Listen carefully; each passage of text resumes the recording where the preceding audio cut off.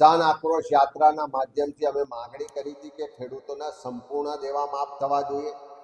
સાથે સાથે જ્યારે અમે આ યાત્રા લઈને સૌરાષ્ટ્રમાં નીકળ્યા, ગુજરાતમાં જન આક્રોશ યાત્રા લઈને નીકળ્યા, ત્યારે દરેક ગામમાં ખોટી જમીન માપણીની પણ વ્યાપક રજૂઆતો થઈ અને છેલ્લા 5 વર્ષમાં સૌથી વધુ ખેત મજદૂરોની એક વર્ષની અંદર આત્મહત્યા છે। એટલે કે દરરોજ સરેરાશ હિન્દુસ્તાનની અંદર 28 ખેડૂતો પોતાનું જીવન ટૂંકાવી રહ્યા છે। સાથે સાથે અનેક જગ્યાએ જે વીજ પોલ ઊભા કરવાની આખા ગુજરાતમાં અત્યારે ચાલે છે, મોટી કંપનીઓના, મોટા ઉદ્યોગપતિઓના લાભાર્થે ખેડૂતોના ખેતરમાં જબરજસ્તી ભારતીય જનતા પાર્ટીની ખેડૂત વિરોધી નીતિના કારણે આપણે જોવા મળે છે। તેવા સંજોગોની અંદર એક તરફ સતત ખેતીની જમીન ઘટતી જાય છે ગુજરાતમાં। હમણાં જે રીતે પંજાબમાં આપણે જોયું કે રાજ્યસભાના 2/3 સભ્યો એકી સાથે આમ આદમી પાર્ટીમાંથી ભારતીય જનતા પાર્ટી સાથે મર્જ થયા।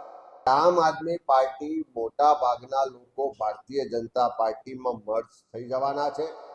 એમની વારે વારે ચૂંટણી આવે, 2022 હોય કે 2026 હોય, બધા જ અનુભવ જોજો કે સરકાર સામે લોકોમાં નારાજગી ખૂબ હોય। એટલે કે ગુજરાતનો ખેડૂત આર્થિક પાયમાલીની અંદર પગાર ઉપર ઊભો છે। પણ ચોક્કસ જે ભાજપને ફાયદો કરાવવાવાળી જે થિંક ટેન્ક છે, જે આરએસએસની સિસ્ટમ છે, એના આધારિત ચાલતી આમ આદમી પાર્ટી છે, એટલે એનો ઉપયોગ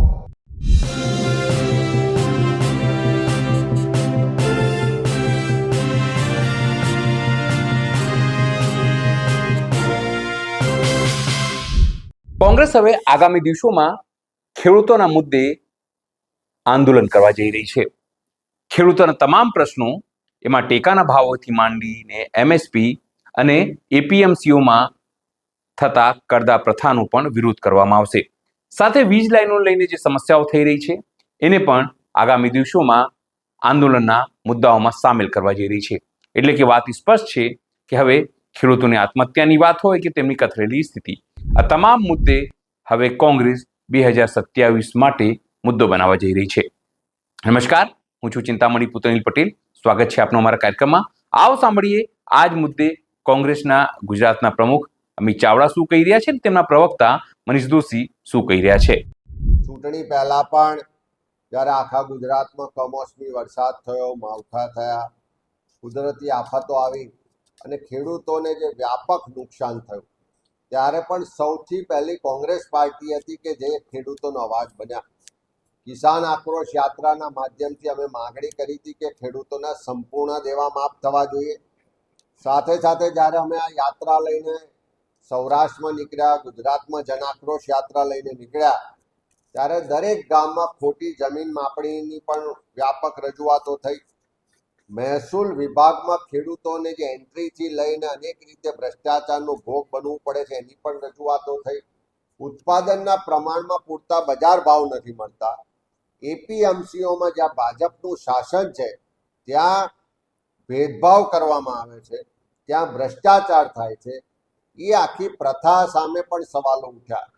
સાથે સાથે અનેક જગ્યાએ જે વીજ પોલ ઊભા કરવાની આખા ગુજરાતમાં અત્યારે ચાલે છે, મોટી કંપનીઓના, મોટા ઉદ્યોગપતિઓના લાભાર્થે ખેડૂતોના ખેતરમાં જબરજસ્તી પૂરતું વળતર આપ્યા સિવાય, પૂરતી મંજૂરી વગર જે પોલ ઊભા કરવામાં આવે છે અને એના માટે પોલીસ અને પ્રશાસન જ્યારે ઉદ્યોગપતિઓને ત્યાં નોકરીએ લાગી હોય એવી રીતે દાદાગીરી કરે છે, એ સંજોગોમાં એ ખેડૂતોના જે આક્રોશ છે, લડાઈ છે, એના માટે પણ કોંગ્રેસ પાર્ટીએ પહેલાં પણ લડાઈ લડ્યા છે ને આવનારા દિવસોમાં પણ લડીશું।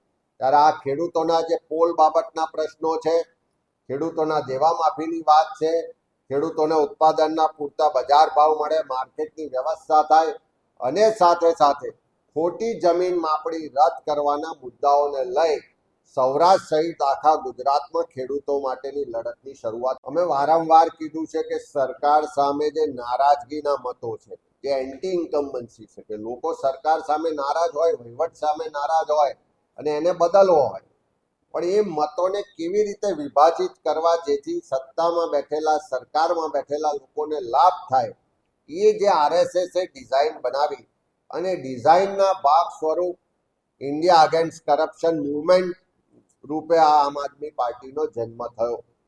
પહેલા દિવસથી આમ આદમી પાર્ટીની જે પાછળની એની જે થિંક ટેન્ક છે, એનો એજન્ડા નક્કી કરવાવાળા લોકો છે, એ ક્યાંક ને ક્યાંક આ ભાજપને મદદ કરવાની ડિઝાઇનના ભાગ રૂપે કામ કરે છે. હમણાં જે રીતે પંજાબમાં આપણે જોયું કે રાજ્યસભાના 2/3 સભ્યો એકી સાથે આમ આદમી પાર્ટીમાંથી ભારતીય જનતા પાર્ટી સાથે મર્જ થયા.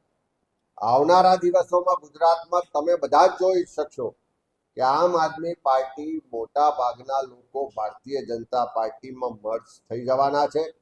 એમની વારે વારે ચૂંટણી આવે, 2022 હોય કે આ 2026 હોય, બધા જ અનુભવ જોજો કે સરકાર સામે લોકોમાં નારાજગી ખૂબ હોય, સરકાર સામે મતદાન કરવાની લોકોની તૈયારી હોય, પણ મતોને વિભાજિત કરવા માટે આમ આદમી પાર્ટીઓનો બીજી પાર્ટીઓનો ઉપયોગ કરવામાં આવે છે. એ ડિઝાઇન જે બનાવી છે એનો લાભ ભાજપને મળે છે. આજે પણ ગુજરાતમાં જુઓ તો જે ભાજપ સરકાર સામે નારાજગીના મતો છે એ વધારે મતો છે. અને એ સંજોગોમાં આવનારા દિવસોમાં લોકો વચ્ચે વધારે જઈશું, લોકોને આ હકીકતોથી માહિતગાર કરીશું અને સાચી હકીકતો લોકોને સમજાશે. ત્યારે 2027માં 100% જે નારાજગીના વિરોધના મત, પરિવર્તન માટેના મતો છે, એકજૂથ થઈને પરિવર્તન લાવીશું. આ જે સમીક્ષામાં બહાર આવી રહ્યું છે, કેટલાક પોકેટ્સ છે, ચોક્કસ વિસ્તારો છે કે જ્યાં આમ આદમી પાર્ટીને મત મળ્યા છે.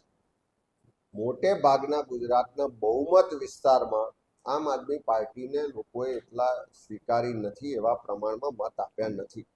પણ ચોક્કસ જે ભાજપને ફાયદો કરાવવાવાળી જે થિંક ટેન્ક છે, જે RSSની સિસ્ટમ છે, એના આધારિત ચાલતી આમ આદમી પાર્ટી છે. એટલે એનો ઉપયોગ મતોને વિભાજિત કરવામાં થઈ રહ્યો છે, ચોક્કસ વિસ્તારોમાં થઈ રહ્યો છે, ચોક્કસ સીટો માટે થઈ રહ્યો છે અને એનો ફાયદો ભારતીય જનતા પાર્ટીને મળે. ગુજરાત અને સમગ્ર દેશની અંદર ખેડૂત અને ખેત મજદૂરોની નાજુક સ્થિતિ અને તેમાં સતત આર્થિક દેવા નીચે ખેડૂતો આત્મહત્યા કરી રહ્યા છે.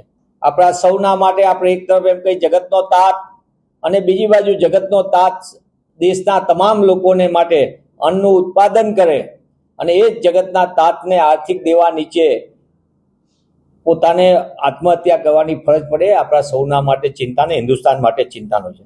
NCRBના 2024ના અહેવાલ અને આ અહેવાલમાં 10,546 લોકોએ એક વર્ષની અંદર આત્મહત્યા કરી. આ આત્મહત્યામાં 5,913 ખેત મજદૂરો અને છેલ્લા 5 વર્ષમાં સૌથી વધુ ખેત મજદૂરોની એક વર્ષની અંદર આત્મહત્યા છે. એટલે કે દરરોજ સરેરાશ હિન્દુસ્તાનની અંદર 28 ખેડૂતો પોતાનું જીવન ટૂંકાવી રહ્યા છે. દર કલાકે એક ખેડૂત આત્મહત્યા કરે છે. આ ભારત જેવા વિકસિત રાષ્ટ્રના આપણે વિશ્વગુરુની વાત કરી એની આ વળવી વાસ્તવિકતા છે. ગુજરાતમાં આંકડાઓ જે ખેડૂતની આત્મહત્યાના છે એ નોંધવામાં જુદી રીતે આવે છે. એટલે કે NCRBમાં આપણને ખબર ન પડે, અકસ્માતનું કારણ દેખાવામાં બીજી રીતે, પણ તેમ છતાં ગુજરાતની અંદર 2023ના આંકડા જે બધા ભેગા થયા હતા એમાં 381 જેટલા ખેડૂતે આત્મહત્યા કરીને જીવન ટૂંકાવ્યું હતું. આપણે જોઈએ તો ગુજરાતમાં એક તરફ આપણે એમ કહીએ છીએ વિકસિત ગુજરાત, વાઇબ્રન્ટ ગુજરાત, અને એ ગુજરાતની અંદર ખેડૂત ખેતી સતત બરબાદ થાય તેવી રીતે ભારતીય જનતા પાર્ટીની ખેડૂત વિરોધી નીતિના કારણે આપણે જોવા મળે છે. તેવા સંજોગોની અંદર એક તરફ સતત ખેતીની જમીન ઘટતી જાય છે ગુજરાતમાં અને ખેત મજદૂરોની સંખ્યામાં સતત ઉમેરો થતો જાય છે. આજે ગુજરાતના ખેડૂતો પર 99,000 કરોડનું દેવું છે. એટલે કે ગુજરાતનો ખેડૂત આર્થિક પાયમાલીની અંદર કગાર ઉપર ઊભો છે. ખેતીની સંખ્યા, ખેડૂતોની સંખ્યામાં આપણે જોઈએ બીજા ખેડૂતો બહુ નોંધાય, પણ સાચા ખેતી સાથે જોડાયેલા ખેડૂતો એની ખેતીની જમીનો ઘટતી જવાના કારણે એ લોકો મોટા પાયે આર્થિક મુશ્કેલીનો સામનો કર્યો. એક તરફ કેન્દ્રની સરકારે, મોદી સરકારે વાયદો કર્યો હતો કે 2022ની અંદર ખેડૂતની આવક બમણી કરવામાં આવશે, પણ હકીકત જોતા આપણે તપાસતા ખેડૂતોની આવક બમણી થવાનું તો એક બાજુ રહ્યું, પણ ખેડૂત માટેની જે ખેતીનો ખર્ચ છે એ ફર્ટિલાઇઝર હોય, જંતુનાશક દવાની વાત હોય, ખેત બિયારણની વાત હોય ને અન્ય ખર્ચા હોય, એ બમણા થઈ ગયા અને ખેડૂતની આવક, ખેતીના જે ઉપજ છે એની આવક અડધી થઈ ગઈ છે અને ખેડૂત બરબાદી તરફ જઈ રહ્યો છે, આર્થિક પાયમાલીના દેવાના બોજ નીચે ઢંકાઈ ગયો.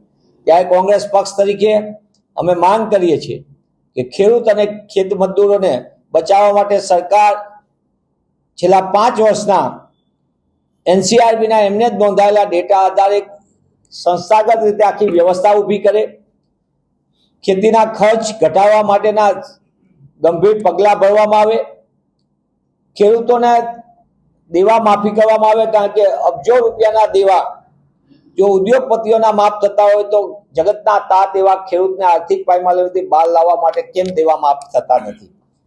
કોંગ્રેસની તત્કાલીન સરકાર ડોક્ટર મનમોહનસિંહજીના નેતૃત્વમાં કોંગ્રેસ પક્ષે દેશની અંદર 72,000 કરોડના દેવા માફ કરીને ઐતિહાસિક રીતે ખેડૂતોને આર્થિક પાયમાલીમાંથી બહાર લાવવા માટેનું એક નક્કર પગલું ભર્યું હતું. પણ દુઃખ સાથે કહેવું પડે કે ભારતીય જનતા પાર્ટીની કેન્દ્રની મોદી સરકારે ખેડૂત ખેતીને આર્થિક પાયમાલીથી બહાર લાવવાને બદલે ખેડૂતને ખેતી આર્થિક પાયમાલીમાં ધકેલાઈ જાય તે દિશામાં કામ કરી રહ્યા છે. એ આપણા સૌના માટે ચિંતાનો છે. હું પુનઃ એ માંગ કરું છું, ખેડૂત અને ખેત મજદૂરોની માટે સરકાર નીતિ બનાવે, ખેડૂતોને ટેકાના ભાવ ગંભીરતાથી મળે તે દિશામાં નક્કર કામ કરવામાં આવે અને ખેતીના ખર્ચમાં ઘટાડો કરીને સરકાર ખેડૂત અને ખેતીને બચાવવા માટે નક્કર પગલાં ભરે તેવી કોંગ્રેસ પક્ષની માંગ છે. જે રીતે કોંગ્રેસે હવે 2027 માટે પોતાનો ટાર્ગેટ સેટ કર્યો છે કે હવે તે ખેડૂતોના મુદ્દે ચૂંટણી લડશે, એટલે કે ગ્રામીણ વિસ્તારોમાં જશે, કારણ કે સ્થાનિક સ્વરાજ્યની ચૂંટણીઓમાં ગ્રામીણ વિસ્તારોમાં જે રીતે આમ આદમી પાર્ટીની પેઠ વધી છે તેને લઈને કોંગ્રેસમાં ચિંતા છે. તેને લઈને આપ શું વિચારો છો? જરૂરથી અમારા કોમેન્ટ બોક્સમાં કોમેન્ટ કરજો. એ સિવાય અમારી યુટ્યુબ ચેનલ લાઈક કરો, સબસ્ક્રાઇબ કરો, બેલ આઇકન દબાવો. સાથે અમારી વેબસાઇટ છે www.gujaratplus.in, ત્યાં પણ તમે વધુ અપડેટ થઈ શકો છો. અત્યારે માટે બસ આટલું જ. નમસ્કાર.